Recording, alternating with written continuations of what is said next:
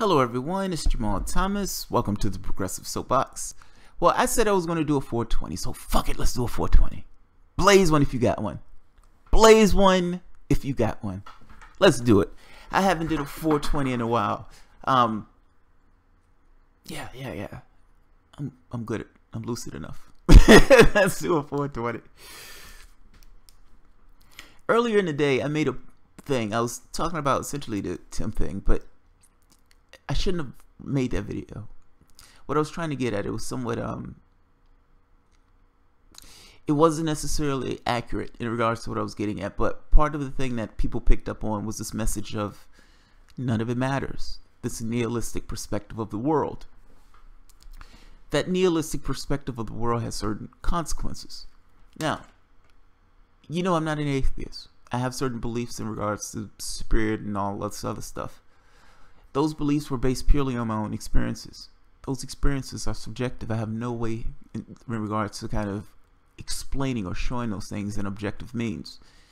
I can show you techniques to get you to the particular point to have your own experiences, but ultimately, those experiences are your own. We can have this psychic testing. You can go to Pear Labs. You can go to Stanford Research Institute. You can see the cognitive or consciousness studies that these guys are having. All of these weird woo-woo effects of the human mind. That's possible. It's just we're so locked into this one very specific focus that these other channels, there's other things that goes around us, just slide on by. But let's engage the world from a perspective of a skeptic, an atheist, a true atheist. That's a religious belief, but let's go with that religious belief. Physical matter reality is all this is. This is purely material. There's nothing else out there. Now, in this particular world, nothing matters. Nothing matters. Everything is just forms floating in space. You have planets who float into space. There's no consciousness there to give it any value whatsoever. If there's no consciousness there, it doesn't matter. Nothing is there to make a value judgment. Nothing is there to give it weight. Nothing is there to give it color or context. It's just something that takes place. At some point, we will blink out of existence, and ultimately, we'll still be back to the same thing of nothing matters. You put your eyes upon something, you give it some value. The value is only its value to you. Just to you. It's subjective. It doesn't really have a value at all. It's nothing. It's something that you yourself have picked up on and given it some kind of weight, but that cognitive weight is just from you. You perceive it a particular way. That's just you. If you weren't there, it wouldn't matter. This is somewhat of a nihilistic point of view of the world. Now, this has certain consequences, though. If nothing matters, what gives you meaning? What is my point? That's the point. You don't have a point. There was no God there to make you. In the same way, there's a watchmaker in regards to, watchmakers. There's a watch indicative of there's a watchmaker. The watchmaker made it to tell time. It has a purpose in its existence. The nihilistic point of view of things is there is no purpose. There is no watchmaker. There is nothing there. All of this shit is random. This popped into existence. And it popped into existence out of something. It popped into existence out of nothingness. And it popped into existence out of nothingness. You have no value at all. The only value you have is the value you give yourself. There's nothing inherent about you. There's nothing special about you. When you die, you're gone. You evaporate. What gives your life meaning in a world that utterly has no meaning? That's a dilemma. That's a dilemma.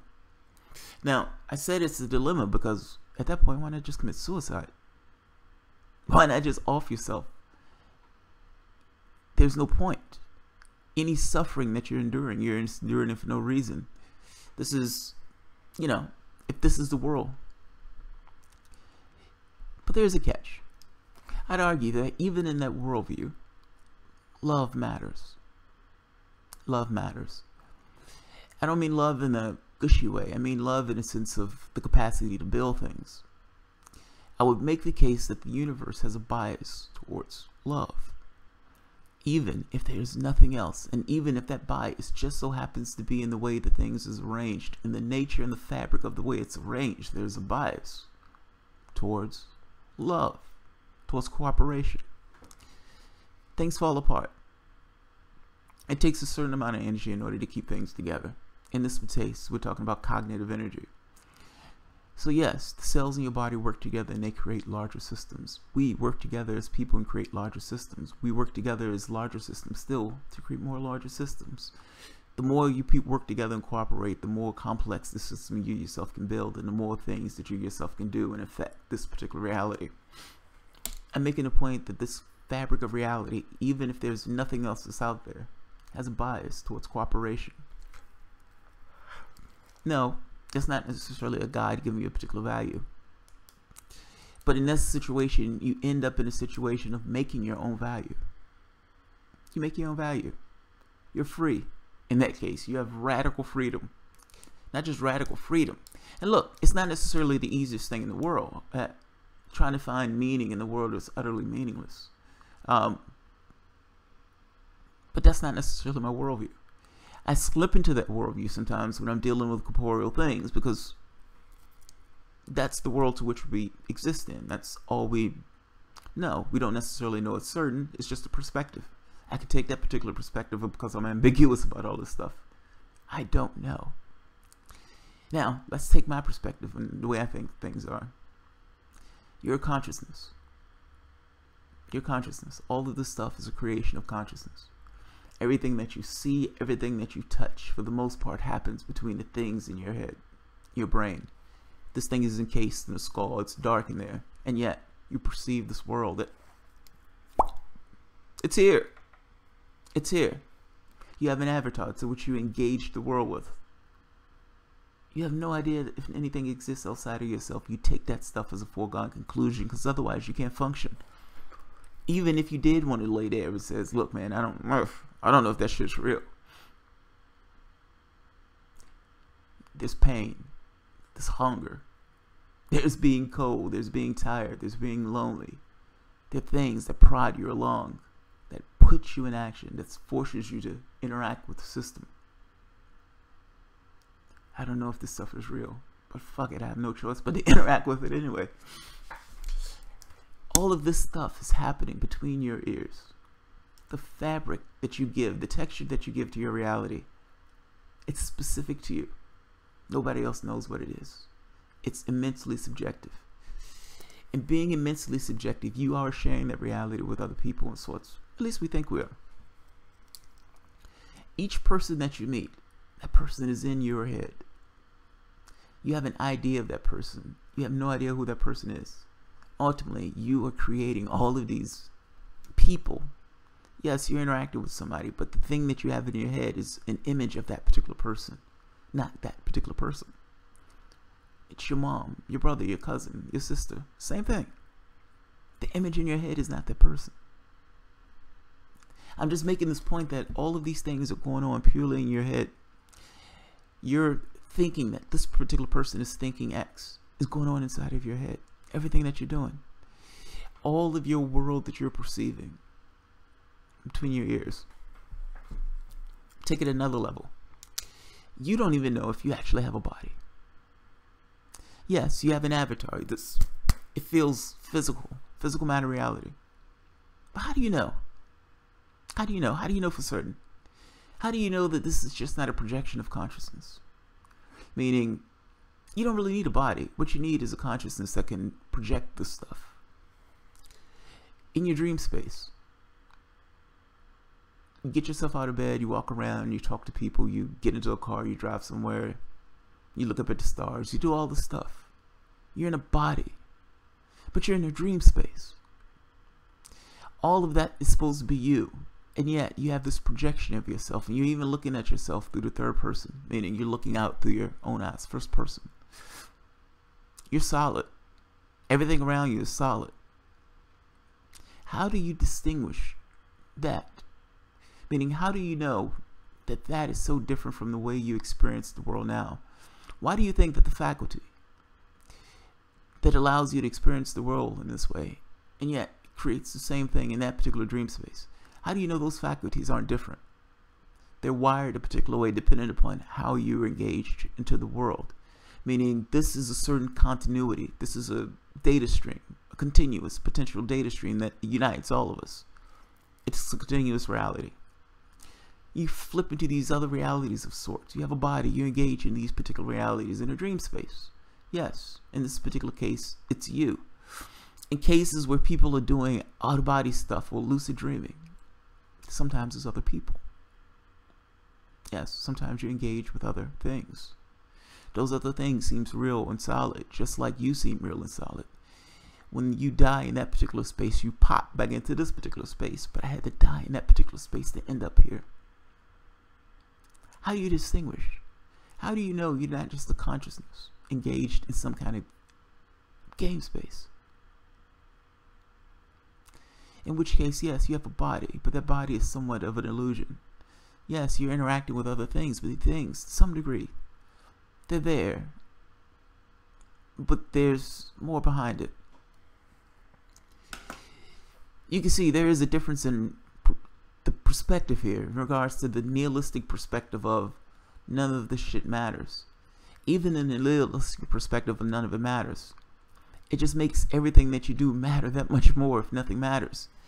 If you can be snuffed out in an instant, snuffed out, and all of your works and everything that's you goes with it, it makes the things that you do on this particular planet matter that much more. Meaning the cooperation in trying to make this world a better place matters that much more because this is all you have. Liberation is only found through life. So yes, you work, you struggle, and you bitch. And you try to create connections and try to make the world a better place. That's what I would argue would be the goal if you're going to be somewhat of a nihilist and say none of this shit it matters and none of this shit exists. You still stuck in this situation of what are you going to live for? What do you live for matters that much more if nothing else matters. I know it sounds weird. I know it's somewhat of a what's the word I'm looking for? It's not oxymoron. It's a paradox of sorts. But it is nonetheless. I don't necessarily take that view of the world per se. I think there is more. I've had too many weird experiences to not take that perspective. You can say I'm wrong on this, but I would say there's enough research in regards to the consciousness stuff, be it Stanford Research Institute, be it Pear Labs, be it the remote viewing in the U.S. military, the past life stuff going on in UVA. Yeah, I'm pretty confident in it. I don't necessarily know if it's true though. It's subjective. That's the problem. It's immensely subjective. And it's not something I can repeat over and over and over again. I can do research into it. I can say, okay, this particular research is close to what I've experienced, in which case I kind of lend a little bit more credibility to it. You can do that. But there's no way I can impart that to anybody else to get across this is the experience. Yes, I was engaged with something else that was another person. Yes, I've seen that particular person on multiple occasions. Yes, I have no idea what that person was. I have no idea if that person is some kind of figment of me. I have no idea if that person was external to me. It's immensely subjective. It's kind of the problem. It would be awesome if science was more, I guess, honest, less religious in this way. You know, it's on Star Trek, when Picard encounters something, he is like this fantastic being. I think when he first met Q, he said, "What sort of being are you?" He didn't think it was a god. He didn't think it was some kind of evil thing. He didn't think it was anything else other than a being. From Picard's perspective, science, this idea of spirit and stuff like this stuff is for the most part embroiled into science. They look at this stuff as being an aspect of nature. They understand that there are plenty of things in nature that they themselves don't necessarily understand.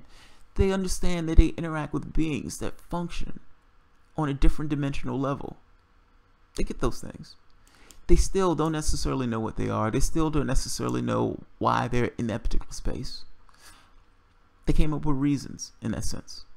They don't necessarily have a religious culture, but you do have people for the most part who still have some semblance of religion. I'm just saying Descartes' perspective is an awesome perspective. What sort of being are you? It's easy to get to the point of trying to deify things that you find when you're doing this out-of-body stuff. Don't.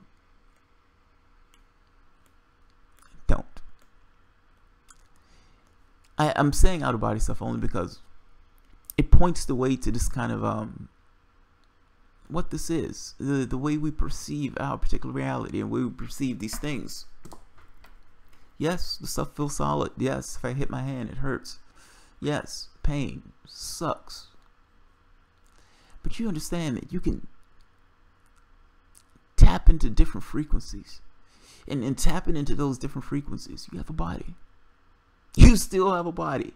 It's the weirdest and most bizarre thing. It's almost like it's created just by virtue of you being there. Is it the same here? Is it the same here? Certainly there's something different about this in the sense that there's a continuity to this. We always end back up here. So yes, it makes it feel like this is a particular thing. I have no idea why it's grafted in this way. I'm just saying I think this consciousness stuff is more, or reality is more interesting than most people give it credit for. That's all.